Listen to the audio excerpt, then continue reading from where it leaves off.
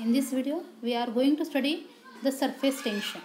But before going to study surface tension, first we will see what is molecular forces. See, the surface tension is essentially a molecular phenomenon. So there are two types of molecular forces. First one is force of adhesion or adhesive force, and second one is force of cohesion or cohesive force. In that first, that is adhesive force. See, the adhesion is the force of attraction between molecules of different substances, and it is different for different pair of substances. The adhesive force is the force of attraction between two different substances. For example, gum and paper. If we see the force of attraction between gum and paper, it is more than alcohol and paper. So, the force of attraction between two different substances is called as adhesive force. Second one is cohesive force. Cohesion is the force of attraction between molecules of same substances. If we consider the water molecules, two water molecules, then that attraction is called as cohesive force.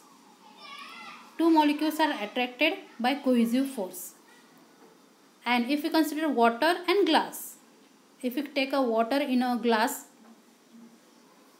then that force of attraction between water and glass molecules is called as adhesive force. But if we take a attraction between water molecules only, then that force of attraction is called as cohesive force. Now see, molecular range. Molecular range is the maximum distance up to which a molecule can exert a force of attraction on other molecule is called as molecular range. If we consider two molecules, see in the diagram, if we consider two molecules, that is A and B, then that attraction between two molecules and that range is called as molecular range. Means up to 10 raised to minus 9 meter they can attracted or bonded together. And if the distance between the molecules is greater than 10 raised to minus 9 meter, then the force of attraction between them is negligible. So two molecules are attracted towards a range up to the order of 10 raised to minus 9 meter or 10 raised to minus 7 centimeter. So it is called as molecular range. Then we will see sphere of influence. See in the diagram, we have taken a molecule A and a sphere drawn around a molecule as a center, means molecule A is at a center with a radius equal to its molecular range. So molecular range will be a 10 raised to minus 9 meter. And then that sphere is called as sphere of influence. So a sphere drawn around a molecule as a center with a radius equal to its molecular range, it is up to the order of 10 raised to minus 9 meter, is called as sphere of influence of the molecule. Then you see surface tension. We know that the surface tension is the property of any liquid by virtue of which it tries to minimize its free surface area. It is a property of a liquid by virtue of which it tries to minimize its free surface area.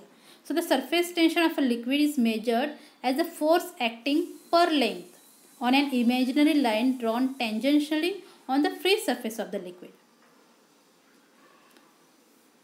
Then the free surface of the liquid, that is, if we take a surface tension S, then force per unit length is called as surface tension. Force is denoted by F and length L. If we measure the force, that is in work done or change in per unit change in area, then its SI unit of surface tension is Newton per meter. Newton is unit for force and meter is for length.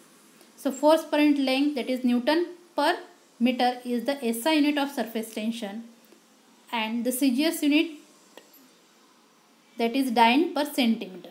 This is the unit of surface tension. Then we will see some examples of surface tension.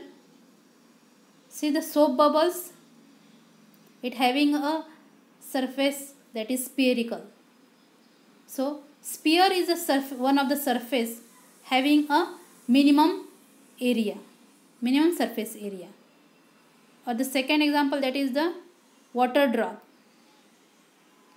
or we can say raindrop. Why it is having a spherical? Because of surface tension. The another example of surface tension that we have already seen, that the surface tension is the property of a liquid by virtue of which it minimizes the surface area and having a membrane.